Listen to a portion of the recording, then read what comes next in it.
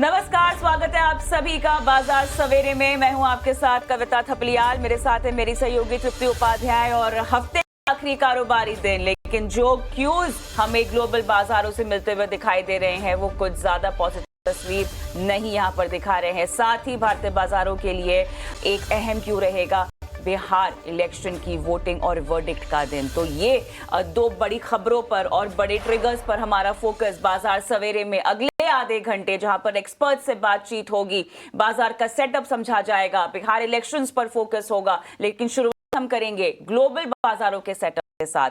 अमेरिकी बाजारों में बीते रात सेशन भारी बिकवाली हमने होती हुई देखी है। जिस तरह से हमने रिकॉर्ड स्तरों से लुढ़कता हुआ देखा है पिछले एक महीने, अगर हम अक्टूबर में कंपेयर करें तो गुरुवार का सेशन सबसे ज्यादा गिरावट वाला रहा है। जहां स्मॉल कैप इंडेक्स रसल 100 की अगर आप बात करें, नैस्डैक 2% के पार की कमजोर पर बंद हुआ। S&P 500 हमने देखा लगभग 1.5% कमजोर। डाउ में हमने देखा कि रिकॉर्ड निचले स्तर पर 800 अंक टूटकर क्लोजिंग हुई है। विश्व मोहन हमारे सहयोगी हमारे साथ जुड़ चुके हैं तमाम डिटेल्स सर।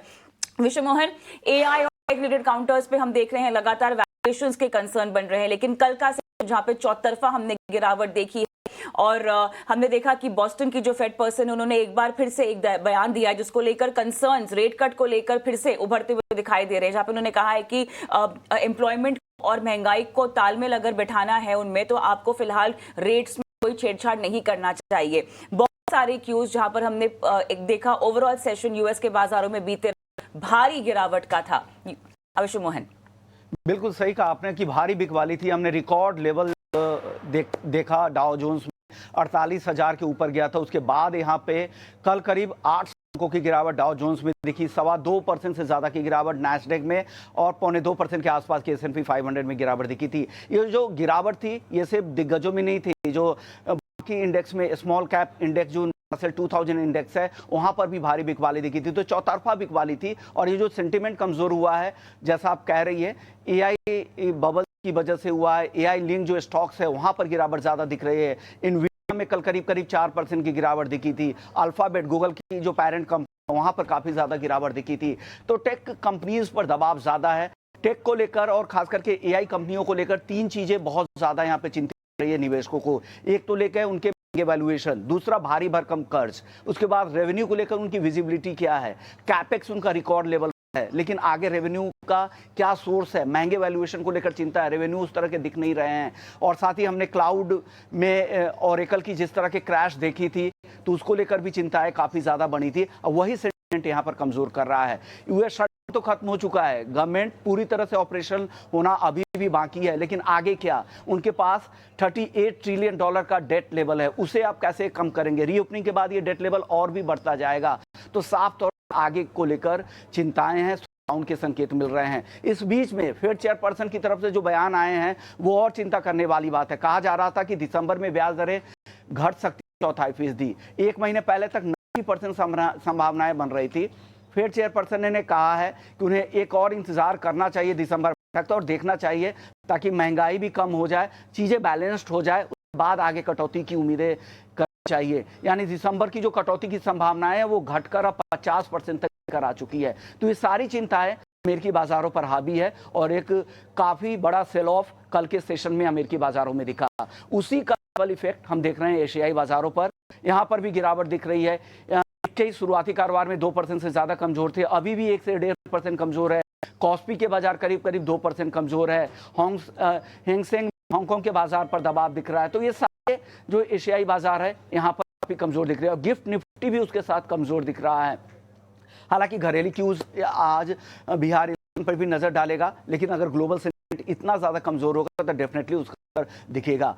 अन्य संकेतों की बात करते हैं तो कच्चा तेल एक भारी बिकवाली के बाद एक रिकवरी की कोशिश कर रहा है। $63 पर ब्रेंट है, लेकिन सोने चांदी में मुनाफा वसूली हावी हो गई है। एक तो यूएस रीओपनिंग की वजह से, दूसरा फेड चेयरपर्सन का जो बयान आया है कि दरें दिसंबर में नहीं घटानी चाहिए, पॉज करना चाहिए, वो चिंता यहाँ पर हावी हुई और $4200 के नीचे वापस से सोना आ चुका है। यहाँ पर मुनाफा वसूली रही है। ऑल इन ऑल देखिए अगर आप तो ग्लोबल मार्केट से संकेत आज तो कम से कम अच्छे नहीं दिख रहे हैं। जी बिल्कुल, यहाँ पर अच्छे संकेत नहीं दिखाई दे रहे हैं और हमारे बाजारों के लिए हालांकि ऐसा नहीं है कि इम्पैक्ट नहीं पड़ता है ग्लोबल मार्केट का, बिल्कुल पड़ता है, लेकिन हमारे बाजारों की रफ्तार नतीजे भी जो है वो आगे बढ़ाएंगे स्टॉक स्पेसिफिक एक्शन को आगे बढ़ाएंगे। बहुत बहुत धन्यवाद आपका विश्व मोहन, तमाम डिटेल्स और अपडेट आपने यहाँ पर ग्लोबल के लिहाज से। लेकिन अब सवाल यहाँ पर यह है कि बीते सेशन हमने देखा एफआईआई और डीआईआई परफॉर्मेंस जो है वो एक बार फिर से बिकवाली खरीदारी का ट्रेंड हमें देखने को मिला है। तृप्ति, क्या हाईलाइट है इसको लेकर? निफ्टी तो हमें लगभग कमोवेश उसी लेवल पर संकेत दिखा रहा है आज के बाजार के खुलने के, लेकिन डीआईआई एफआईआई के एक्शन में क्या खास रहा? बिल्कुल कविता, गिफ्ट निफ्टी के भी कमजोरी के संकेत है, साथ ही एफआईआई में हम देख लगातार बिकवाली नजर आ रही है, लेकिन जो अमाउंट है वो कम होता जा रहा है। देख ले कल के आंकड़े क्या रहे। डीआईआई लगातार यहाँ पर बिकवाली करते हुए नजर आ रहे हैं। कल के सेशन में 3091 करोड़ की घरेलू निवेशकों की यहाँ पर खरीदारी आई है। वहीं एफआईआई ने बिकवाली की है, आंकड़ा कम है, 383 करोड़ की यहाँ पर एफआईआई की कल के सेशन में बिकवाली आई है। ये एफएनओ में देख लेते हैं। एफआईआई का इंडेक्स फ्यूचर में 453 करोड़ की यहाँ पर खरीदारी होती हुई नजर आई। इंडेक्स ऑप्शन में भी यहाँ पर खरीदारी दिख रही है, करीब 8149 करोड़ शेयरों की। वहीं स्टॉक फ्यूचर्स की बात करें, 924 करोड़ की यहाँ पर भी खरीदारी होती हुई नजर आई है। साथ ही स्टॉक ऑप्शंस की बात करें तो 423 करोड़ की यहाँ पर बिकवाली का आंकड़ा आता हुआ नजर आया है। एफएनओ में बैन की बात करें तो आज सेल का शेयर एफएनओ में बैन रहेगा। चलिए कल के मार्केट्स का एक राउंड अप ले लेते हैं। कविता, हमने देखा कि मार्केट कमजोरी के साथ कल शुरू हुआ और जब क्लोज हुआ तो उसी रेंज बाउंड में फिर से बंद हो गया। एक बार मैं लेवल्स रिवाइज कर देती हूँ। निफ्टी की बात करें तो करीब यहाँ पर 3 अंक चढ़कर ये बंद हुआ है 25,879 के लेवल्स पे। सेंसेक्स में भी थोड़ी सी तेजी रही है, करीब 13% की तेजी के साथ ये 13 अंकों की तेजी के साथ 84,478 के लेवल पर ये क्लोज है। और बैंक निफ्टी में भी हल्की तेजी दिखी, लेकिन compare to Nifty bank Nifty में अच्छा रिबाउंड कल के सेशन में देखने को मिला। लेकिन ओवरऑल बाजार की क्लोजिंग को कल के सेशन के लिए हम काफी फ्लैट ही कहेंगे। यहाँ पर प्रॉफिट बुकिंग हमने देखा कि ऑन द अपर साइड आती हुई दिखी है लास्ट डे में। रिटेल इन्फ्लेशन हमने देखा कि काफ़ी हद तक ईज हुआ है। अगर हम घरेलू ट्रिगर्स और फैक्टर्स की बात करें, एक्सपोर्ट पॉलिसी का सपोर्ट पैकेज और साथ ही कॉर्पोरेट अर्निंग्स जो आती हुई दिखाई दी हैं, तो बाजार को एक रेंज बाउंड मोड में रहा। लेकिन क्लोजर टू 26,000 हमने देखा कि बाजार गया भी था, लेकिन वहाँ पे टिक नहीं पाया। और उसके बाद 26,100 एक अहम लेवल होगा बाजार के लिए, जहाँ पर अपर एंड पर बाजार का टिकना और वहाँ से आगे बढ़ना बहुत ज़रूरी होगा। लेकिन अब इन सब के अलावा और भी कई सारे इवेंट्स हैं। बिहार इलेक्शन पर भी बात हम करेंगे आगे चलकर, लेकिन तृप्ति उससे पहले क्यूज के लिहाज से अगर हम देखें तो कौन कौन से अहम इवेंट्स हैं घरेलू बाजार में या विदेशी बाजारों की ओर, उन पर नज़र बनाकर रखनी चाहिए? बिल्कुल, नज़र डाल लेते हैं आज के अहम इवेंट्स पर। चलिए शुरुआत करते हैं। अमेरिका में आज रिटेल सेल्स के आंकड़े आने वाले हैं, साथ ही पीपीआई के आंकड़े भी वहां पर जारी होंगे। चाइना की बात करें, रिटेल सेल्स और आईआईपी इंडस्ट्रियल प्रोडक्शन के आंकड़े आज चीन में भी आएंगे, जिन पर की नजर रहेगी। साथ ही अब इंडियन मार्केट्स का रुख कर लेते हैं। यहाँ पर आज हम देखेंगे WPI होलसेल बिक्री के आंकड़े आने वाले हैं, साथ ही ट्रेड डेटा आएगा और फॉरेक्स रिजर्व के आंकड़े आएंगे जो वीकली बेसिस पर आते हैं।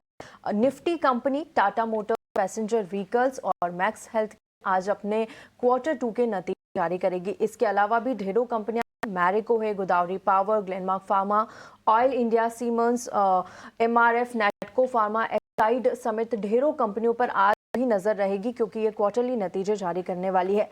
IPOs पर आ जाते हैं। पाइन लैब्स की आज एक्सचेंजेस पर लिस्टिंग होने वाली है, देखना होगा इस तरह की लिस्टिंग होती है, ये भी काफी अहम है। इसी के साथ कैपिलरी टेक्नोलॉजीज का IPO आज से खुलने वाला है, जहां पर आपको पैसा लगाने का मौका मिलेगा। प्राइस बैंड आपको बता देते हैं, 549 से 577 रुपए का यहाँ पर प्राइस बैंड है और कंपनी 877 करोड़ रुपए यहाँ पर जुटाने का प्लान बना रही है। टेनेको क्लीन एयर का आज IPO बंद होने वाला है। अब तक करीब 3 गुना इसका इशू भर चुका है। साथ ही एक अहम इवेंट, बिहार विधानसभा चुनाव के आज नतीजे आने वाले हैं, जिन पर हमारी नजर है और पूरे दिन भर आपको स्वदेश पर इसका अपडेट मिलता रहेगा। जी बिल्कुल बिल्कुल। तो चलिए अब इन तमाम क्यूज पे तो नजर बनाकर रखनी है, लेकिन इसके अलावा बाजार का सेटअप और बेहतर तरीके से हम हैं। हमारे साथ मेहमान के तौर पर जुड़ गए हैं अरिहंत कैपिटल से रत्नेश गोयल। रत्नेश, हाय मॉर्निंग, स्वागत है आपका। और शुक्रवार की सुबह कुछ अच्छी होती हुई नहीं दिखाई दे रही है जहां तक ग्लोबल ट्रिगर्स का सवाल है। रत्नेश, हमने देखा कि जोरदार गिरावट की चपेट में आया अमेरिकी बाजार पिछले सेशन में बीते रात, और उसी का एक इफेक्ट हम देख रहे हैं एशियन बाजार पर भी पड़ता हुआ दिखाई दे रहा है। जापान के बाजार की अगर आप बात करें, चाइना के बाजारों की बात करें, या अगर आप साउथ कोरिया के बाजारों की बात सभी जगह हम देख रहे हैं कि लाल निशान में कारोबार होता हुआ दिखाई दे रहा है, कमजोरी वहां पर रिफ्लेक्ट हो रही है। अब हमारा सेटअप जो है, हमने देखा कि कल 26,000 के तक जाने के बाद थोड़ा सा वापस हमने देखा कि रिट्रीट बाजार वहां से एक दायरे में घूम रहा था, फ्लैटिश सी क्लोजिंग हुई है। टेक्निकली चार्ट्स पर आज इस मोमेंटम को आगे बढ़ाने को लेकर आपको क्या क्यूज दिखाई दे रहे हैं, क्योंकि गिफ्ट निफ्टी हमें एक बार फिर से 100 अंकों से ज्यादा की कमजोरी के संकेत दे रहा है, आधे % की कमजोरी यहाँ पे 25,843 के लेवल दिखाई दे रहे हैं संकेत के लिहाज से। लेकिन आज क्योंकि हमारे लिए एक ओवरहैंग रहेगा इंटरनेशनल और ग्लोबल बाजारों के ट्रिगर का, हमारे बाजारों के लिए विधानसभा बिहार के यहाँ पर चुनाव के नतीजे आएंगे, उस पर भी नजर बनी रहेगी, रिजल्ट्स का भी एक्शन लगातार बना रहेगा। लेकिन आप बाजार के सेटअप को टेक्निकली कैसे देखते हैं दिनेश? वेरी गुड मॉर्निंग कविता, सभी दर्शकों को सुप्रभात। बिल्कुल बाजार का सेटअप जिस तरह से आपने जिक्र करा कि थोड़ा सा जरूर ग्लोबल प्रेशर है, पर थोड़ा बहुत अगर जिस तरह के एग्जिट पोल आए थे अगर उसी तरह से थोड़ा सा वो रिजल्ट में कन्वर्ट होता है तो हो सकता है थोड़ा सा सपोर्ट हमको मिल जाए, नीचे खुलता है तो मेरे हिसाब से डाउन खुलने के बाद में थोड़ा सा कंसोलिडेशन हमको देखने को मिलता है। जब तक कि रिजल्ट हमारी तरफ से इलेक्शन के रिजल्ट का क्लियरिफिकेशन नहीं आता, अगर रिजल्ट में थोड़ा बहुत भी ऊपर नीचे होता है तो जरूर फिर जो थोड़ा सा जो सेलिंग का प्रेशर वो बढ़ सकता है। तो थोड़ा सा जो शुरुआती 1-2 घंटे की जो रहेगी 10-11 बजे हमारा बाजार चुनाव थोड़ा सा रिएक्ट करेगा, तो नीचे में 25,780 25,700 एक थोड़ा सा महत्वपूर्ण सपोर्ट लेवल रहेंगे। यहाँ पे गैप डाउन करने में कंसोलिडेशन करता है, ऊपर 25,950 26,000 बीच इतनी आसानी से नहीं निकाल पाएगा, तो ओवरऑल इस रेंज में कंसोलिडेट करेगा। मेरे हिसाब से हो सकता है कि अगर बाजार अगर इलेक्शन के रिजल्ट एग्जिट पोल के हिसाब से आए तो जिस तरह से आपने कहा शुक्रवार की सुबह ठीक नहीं दिख रही, पर शाम होते होते हमको थोड़ा सा माहौल अच्छा दिखता लगेगा। और जो बैंक निफ्टी का आउट परफॉर्म जो कंटिन्यू आपके साथ वो मुझे ऐसा लगता है बन सकता है 58,550 58,750 से ऊपर रेंज रहेगी। 750-800 के ऊपर निकलेंगे तो एक नया हम फिर नए जोन में चले जाएंगे। बैंक निफ्टी में नीचे में 58,358 100 का सपोर्ट रहेगा, तो नीचे में बाय ऑन डिप में बैंक निफ्टी में मुझे ऐसा लगता है कि रणनीति रखना चाहिए। बाय ऑन डिप्स की रणनीति पर बैंक निफ्टी में आप रेकमेंड कर रहे हैं, इसकी आउट परफॉर्मेंस लगातार हमें बरकरार दिखाई दे रही है, लेकिन निफ्टी को लेकर क्लैरिटी एक बार बाजार खुल जाए और उसके बाद हम जैसे ही रिजल्ट्स बिहार इलेक्शन के ट्रिकल होते हुए देखेंगे, बाजार भी कैसे उसको पचाएगा और आपको निगाह बनाकर रखनी है। 25,780 से लेके 25,720 इंपॉर्टेंट सपोर्ट बाजार के लिए आप बता रहे हैं। चलिए, सेटअप की तो हमने बात कर ली है, स्टॉक स्पेसिफिक एक्शन पर भी हमें बात करनी है, लेकिन उससे पहले आपके आज के कॉल्स, ट्रेडिंग कॉल्स, आप क्या रेकमेंड करेंगे? क्या आज का बाजार आप वेट एंड वॉच की सिचुएशन में लगता है कि ज्यादा फायदेमंद रहेंगे अगर उस साइड पर हो, या आपको लगता है रणनीति बनाई जा सकती है भले ही शॉर्ट टर्म हो, कुछ 2 से 3 ट्रेडिंग सेशंस के लिए हो? क्या कहेंगे रत्नेश? नहीं, बिल्कुल ट्रेडिंग तो बनाई जा सकती है, बिल्कुल बनाई जा सकती है। जिस तरह मैंने कहा कि बाय ऑन डिप्स की रणनीति पे रहे, गिफ्ट में मुझे ऐसा लगता है कि वो थोड़ी सी अच्छी अपॉर्चुनिटी मिल सकती है। तो मुझे ऐसा लगता है कि फार्मा सेक्टर में हम कंटिन्यू मोमेंटम देखते आ रहे हैं। कल भी मैं शो में था, जब मैंने बायोकॉन दिया था उसमें 3-4% का मूव हमको देखने को मिला।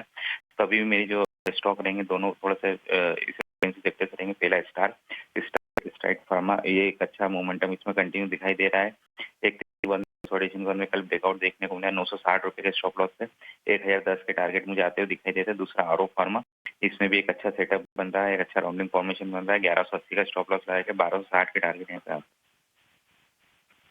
चलिए, स्ट्राइड्स फार्मा और बिंदु फार्मा दोनों ही फार्मा काउंटर्स आपने रेकमेंड किए हैं।